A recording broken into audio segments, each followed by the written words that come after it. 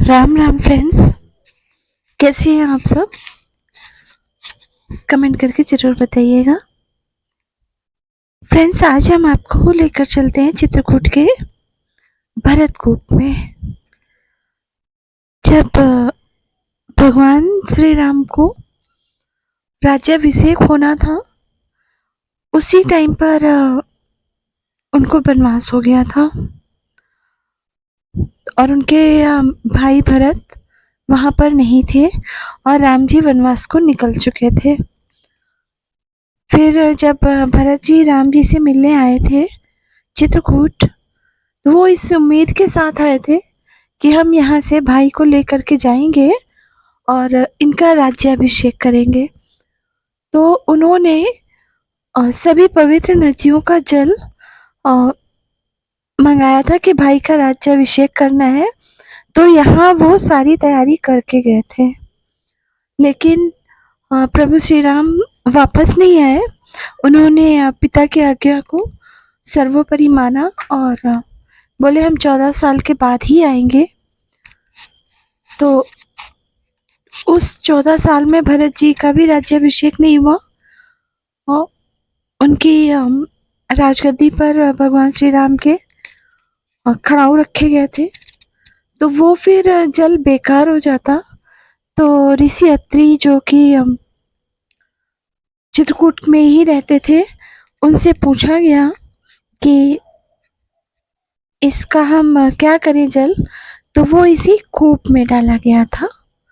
कूप मतलब कुआं, और तब से उनका नाम हो गया भरतकूप। और यहाँ पर एक सामने मंदिर बना हुआ है भरत जी का। यहाँ पर भी राम दरबार है, हनुमान जी हैं, भरत जी हैं और इनके बाहर ही कुआं बना हुआ है। उसी कुएं में डाल दिया गया था और कुएं में आज भी पानी है और पहाड़ों पर है, लेकिन फिर भी पानी है। कहाँ से है? नॉर्मल तो पानी आजकल बहुत दूर जा चुका है और पानी बहुत दूर नहीं है। उस कुएं में मुश्किल से 25-30 फीट होगा, इससे ज़्यादा नहीं होगा। आप बाल्टी डालेंगे तो आपको पानी ईजिली मिल जाएगा। और वहाँ पे बाल्टी रखी रहती है, ये है कुआं।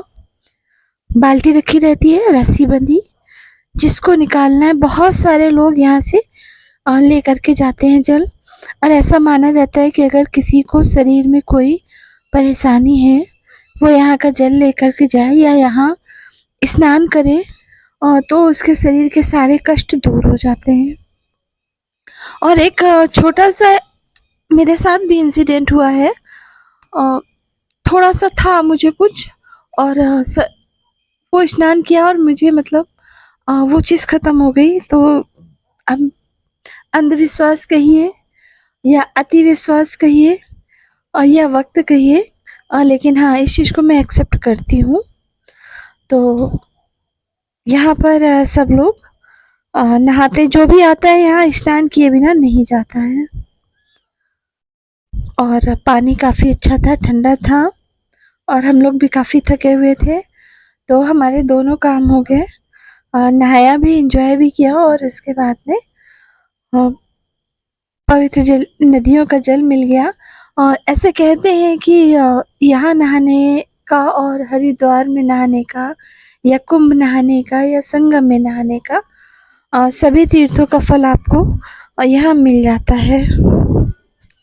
ये वहाँ का नज़ारा है भरतकूप से। अगर आप आगे वहीं पर देखेंगे तो एक साइड में ये पहाड़ियाँ हैं, जंगल है और यहाँ से तो लग रहा है कि मतलब पास में है, लेकिन बीच में काफ़ी ज़्यादा खाई भी थी।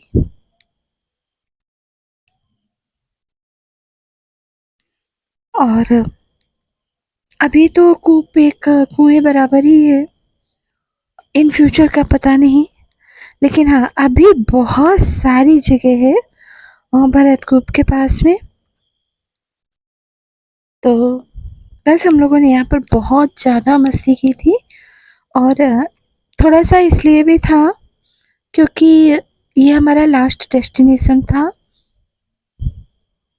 इसके बाद हमको सीधे रामघाट जाना था और अपनी पैकिंग करनी थी। तो इस वजह से और थोड़ा सुकून था और यहाँ पर बहुत मस्ती किए थे।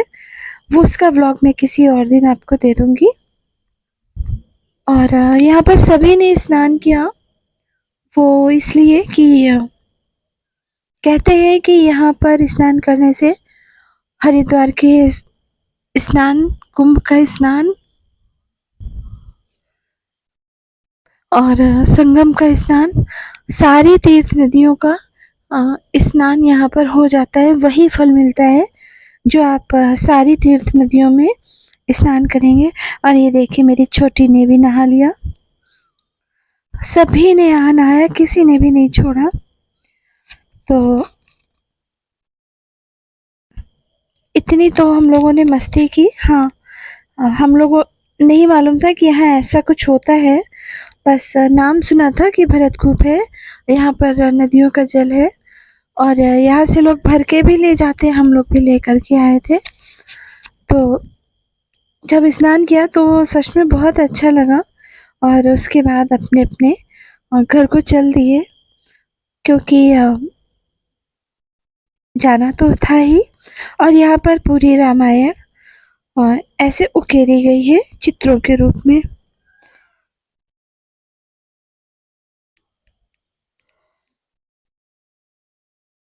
और इसके बाद में हम लोग यहाँ से निकले तो एक रामघाट से सुनते हैं कि 10 किलोमीटर है दूर, वहाँ पर राम सैया बनी हुई है। पत्थरों पे 2 बहुत बड़े बड़े पत्थर है। जैसा मैंने सुना है कि भगवान राम 14 फीट के थे।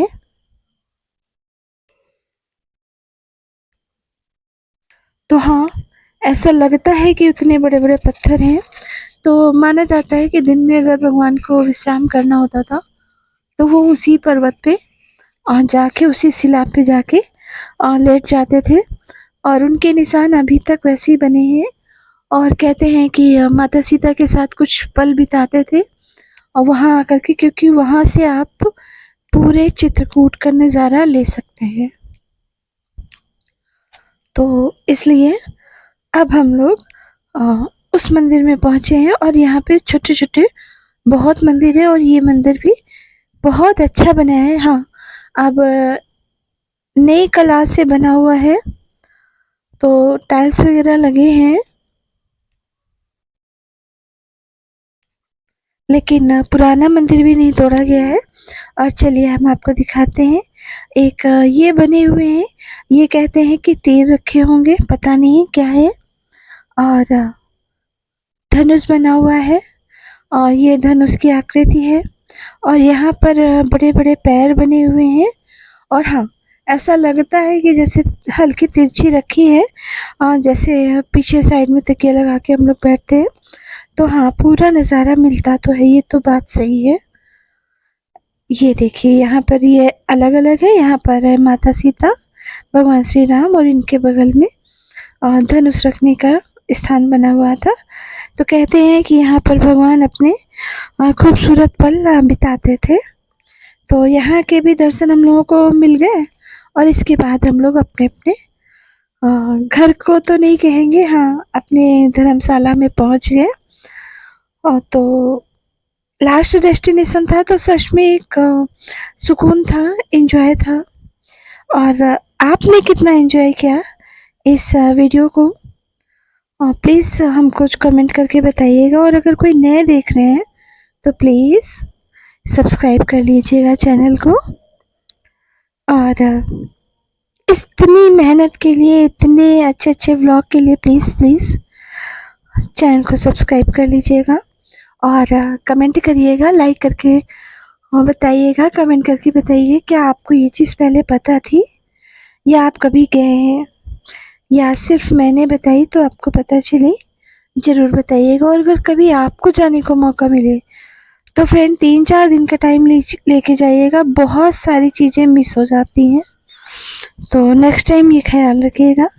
आज के लिए इतना ही रखते हैं और मिलते हैं नेक्स्ट व्लॉग में। तब तक के लिए राम राम।